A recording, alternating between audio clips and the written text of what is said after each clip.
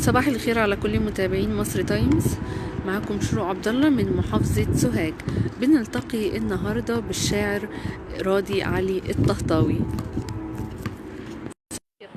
صباح الخير، صباح الخير يا أستاذ شروق، وصباح الخير على كل السادة المشاهدين. ونقول صباح الخير، صباح الخير على المدنة، صباح الخير على الأجراس، صباح الخير على شمسك، على نيلك، تاريخ أهرامي يغني لك، صباح بسام بضحك الورد متعطر، صباح رسام سماكي بفرحة بتمطر ونبض القلب يدعي لك. صباح الخير على المدنة، صباح الخير على الأجراس، صباح الخير على أسودك، على جنودك، على حدودك عيون حراس. صباح الخير على المدنة، صباح الخير على الأجراس، صباح الخير على الفلاح مع البسمة في أحلى شروق، صباح الخير على الملاح مع النسمة وموج البحر بكرة يروق. صباح الخير على المدنة، صباح الخير على الأجراس، يا ضي الضي في الدنيا ينوء نبراس، يا ضي الضي في الدنيا يضوء نبراس، يا كلمة حب في قلوبنا يا تاج الراس. صباح الخير على المدنة، صباح الخير على الأجراس، صباح الخير على برعم بيتعلم حروف اسمه ويتهجى حروف اسمك على الكراس. صباح الخير على المدنة، صباح الخير على الأجراس. على حضرتك، شرفتنا ونورتنا. مع حضراتكم الشاعر راضي علي الطهطاوي. احنا على مدار الايام اللي فاتت والشهور الماضية بندعم المواهب والشعراء في كل مكان. التقينا بمواهب في الرسم، الكتابة والشعر، ومستكملين في إلقاء الضوء على الشعراء. النهاردة بنتحدث مع الشاعر راضي علي الطهطاوي، مؤلف دواوين شعرية كتيرة ما بين العامة والفصحى والشعر الغنائي وفن الواو. هنعرف منه أكتر النهاردة عن الشعر. أستاذ بحضرتك في البداية. الشاعر راضي علي الطهطاوي عضو اتحاد كتاب مصر، سكرتير نادي الأدب بطحطة كالثقافة طحطة، أعمل مدرس أول ألف لغة إنجليزية بمدرسة اللغات المتميزة بإدارة طحطة التعليمية. لي 29 ديوان شعري ما بين الفصحى والعامي والغنائي والحلمنتيشي وفن الواو، وأيضا لي قاموس في اللغة الإنجليزية. ده جزء من البعض. اهلا وسهلا بحضرتك. اهلا وسهلا بحضرتك، بحضرتك. ونورتنا النهارده. اهلا وسهلا يا استاذ شروق. استاذ راضي، في البدايه حدثنا كده عن حبك للشعر. الشعر ده يعني موهبه تكشفت لدي وانا في المرحله الاعداديه. كنت اكتب شعر في الابتدائي، ما اعرفش انه ده شعر يعني، او ما كنتش اعرف مسماه. في المرحله الثانويه بدات الموهبه تتجلى وتظهر، بدات اشارك في فعاليات ثقافيه سواء في على نطاق المدرسه او في دور نوادي الادب. بعد كده في الكلية بدأت أنشر وأعرف طريقي للإعلام، سواء في البداية بدأ المقروء، وبعد ذلك بدأ الإعلام المرئي والمسموع ووسائل التواصل المختلفة حاليا. يعني أنا أكتب شعر من أكثر من 30 سنة. مدار 30 سنة بتكتب ويزيد كمان يعني. كل الأنواع ما بين فصحى وعامة وفن الواو؟ أيوة حضرتك، بكتب كل أنواع الشعر اللي ذكرتها لسعادتك. الفصحى، وأنا دارس علم العروض، ولي 4 دواوين باللغة العربية الفصحى، ولي كمية كبيرة طبعا من الأعمال الغنائية في الإذاعة والتلفزيون المصري. لي أغاني عديدة معتمدة بشكل رسمي في الإذاعة والتلفزيون. لي أعمال مسرحية في تبع وزارة الثقافة، ولي تترات برامج في زي مثلا إذاعة القاهرة الكبرى، وهكذا. يعني الأعمال بتاعتي متنوعة في مجالات مختلفة. ممكن تلقى علينا من شعرك النهاردة؟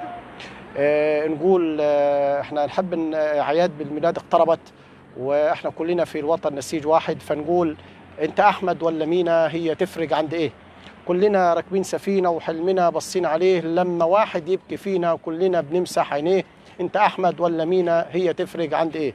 مش بيفرق عند رسمك ولا شكلك اي لون، مش بيفرق عند اسمك ولا دينك ايه يكون. انت احمد ولا مينا هي تفرق عند ايه؟ كلنا من جنس آدم، أصلنا صلصال وطين. أنت مصري زيك، نبقى ليه متفرقين؟ أنت أحمد ولا مينا هي تفرق عند إيه؟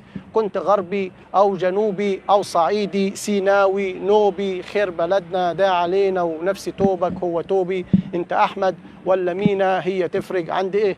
ليه بننسى الإنسانية؟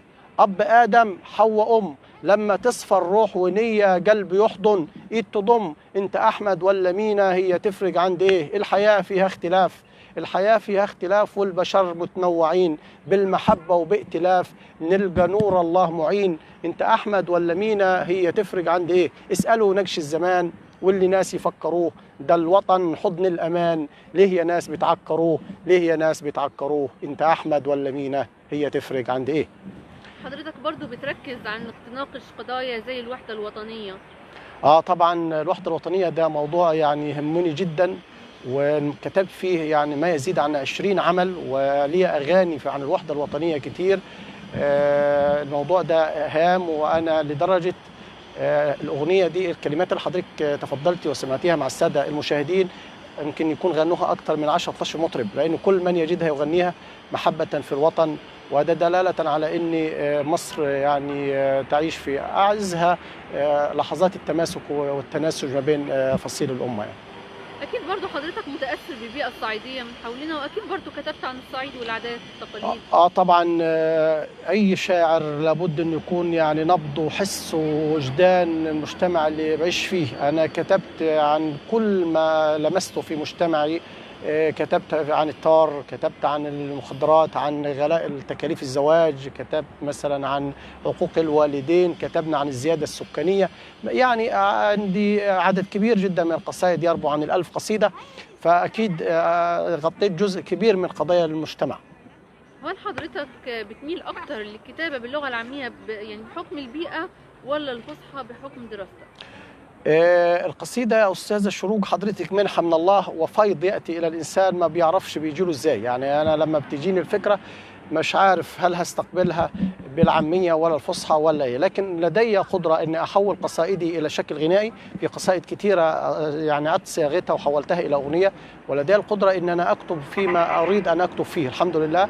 لكن الفصحى لها في قلبي كل التقدير ولها كل الاعتزاز، وأنا بكون فخور جدا لما بكتب القصيدة الفصحى، لأني تتجلى فيها مقدرة الشاعر من الناحية اللغوية، ومن ناحية النحو والبلاغة والصرف وعلم العروض والصور الخيالية. فهي يعني حقيقة القصيدة الفصحى لها ما لها من العظمة والاعتزاز لدي بصفة خاصة. ممكن حضرتك تلقي علينا من الشعر باللغة العربية الفصحى؟ ممكن طبعا. قصيدة اسمها أنشودة حب. هذه بلادي، هذه بلادي قد سمت وتنفست عبقا ظليل، شعب توحد جمعه جيلا تفرد بعد جيل. يا مصر قد نادى الهوى وحمائم هتفت هديل، فكنائس ومساجد رمز تعانق فوق نيل. جرس يدق سماحة، جرس يدق سماحة ومؤذن طرد الدخيل، فنسيج وحدتنا على يتقاسم الحمل الثقيل، فدماؤنا سالت معا والنصر يشهد بالدليل.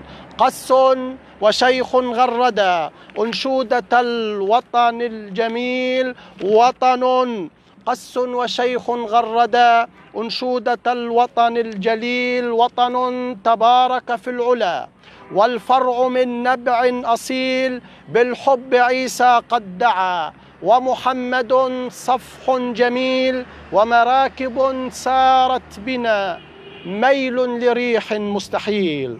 قلب يعيش كراهة يمضي وحيدا كالعليل، قلب يهيم بربه يأبى لحقد أن يميل. كم حاقد مستعمر زرع الجفاوة والغليل، وجد القلوب تألفت قد خاب عجل بالرحيل. فالحب وحد شملنا ما أجمل الوطن المثيل، بستان حب مصرنا، بستان حب مصرنا، تمضي على درب السبيل، تمضي على درب السبيل. رائع. أشكرك يا فندم. شكرا لحضرتك. حضرتك برضو بحكم عملك كمعلم ومدرس أكيد بتشوف كتير من الطلاب الموهوبين، فممكن تدعمه إزاي أو تتبنى موهبته إزاي؟ انطلاقا من كوني شاعر أؤمن بالموهبة أيا كانت في مجالها، سواء موهبة رسم، موهبة موسيقى، شعر، أيا كان رياضية، أيا كان هذه الموهبة. أنا بصفة عامة دوري ويعني توجب والتزام أخلاقي علي أني أنا لازم أدعم هذه الموهبة، ودوري كمعلم، وده يعني دوري المهني وواجب علي طبعا ان انا اتبنى كل المواهب في كل المجال واساعده واوجهه. في مدرستي وفي كل مكان اعمل فيه انا بشوف المواهب واحاول استكشفها واكتشفها واوجهها الى المكان اللي هو يجب ان تذهب اليه، بدعمها نفسيا ومعنويا، وبحاول اوديها للمتخصصين سواء في الرياضه او في الشعر او في الادب. بصفه خاصه طبعا مجال الادب، قصه، شعر، القاء، غناء، المجال اللي ملمس معايا يعني بيكون اسهل لي، لكن موجود من خلال العلاقات ان كل المواهب احنا دورنا ندعمها. وايضا في قسم رعايه المواهب في الادارات او في وزاره التربيه والتعليم متخصصه بذلك ولا يقصروا ابدا، ولهم كل الشكر يعني. بعض اولياء الامور مش بتامن بمواهب طلابهم او ابنائهم في الشعر، ممكن فحضرتك ممكن تتوجه ليهم بايه النهارده رساله؟ كل إنسان ربنا عز وجل، الإنسان جميل، الإنسان خلق على صورة الله عز وجل، ربنا سوى الإنسان في أحسن صورة، فكل إنسان فينا لديه شيء جميل يتجلى في موهبة ما، في أي المواهب عديدة جدا، وإنه الإنسان يتأكد تماما إنه أبنائه فيهم مواهب، هو يعني المفروض يبحث عنهم بحيث يستكشف هذه المواهب عندهم ويدعمها، ومن لديه الموهبة تكشفت والده أو أسرته بمعنى أوسع لابد أنها تدعمه وتقف وراءه وتعمل له يعني بوشنج، دعم وتدعيم ليه، بحيث هو الموهوب ده يصنع وطن. يعني كل من نضج في العالم وأصبح بزغ نجمه هو يعني موهبة تجلت ووجدت من يدعمها. بنشوف في الكورة على نطاق الكابتن محمد صلاح مثل اللعيب ده، لولا أنه هذه الموهبة تكشفت كنا اتحرمنا احنا من شخصية في جانب الكورة وهكذا. فأنا أناشد طبعا وأطلب واسترجي كل ولي أمر أنه يبحث عن موهبة أبنائه أو من تواجدت هذه الموهبة بالفعل أن يدعمها، وإحنا لا نقصر أبدا. حضرتك ممكن نسمع من شعرك باللغة الإنجليزية؟ ممكن حضرتك. عندي أنا عامل دواوين باللغة الإنجليزية وتناقش موضوعات متنوعة، في من ضمنها حضرتك اهوت أغنية بتقول Day and night, day and night, day and night, for impatient and future we all fight. Our revolts never stop. Always we are top. With patience and hard working, our future will bright. Our future will be bright. Day and night, for impatient and future we all fight. Night and day, we do tasks and pray to be healthy, to be wealthy. Get up early, do your best, do sports and play. Night and day, we do tasks and pray. We do tasks and pray. ده حضرتك ديوان عندي باللغة الإنجليزية. شكرا لحضرتك أستاذ راضي علي الطهطاوي، شرفتنا ونورتنا النهارده على شاشة مصر طيب. شكرا لحضرتك أستاذة شروق وكل فريق عمل البرنامج والموقع الجميل، وشكرا لكل السادة المشاهدين. سعدتنا حضرتك وشرفتنا. تحياتي فندم. شكرا لحضرتك.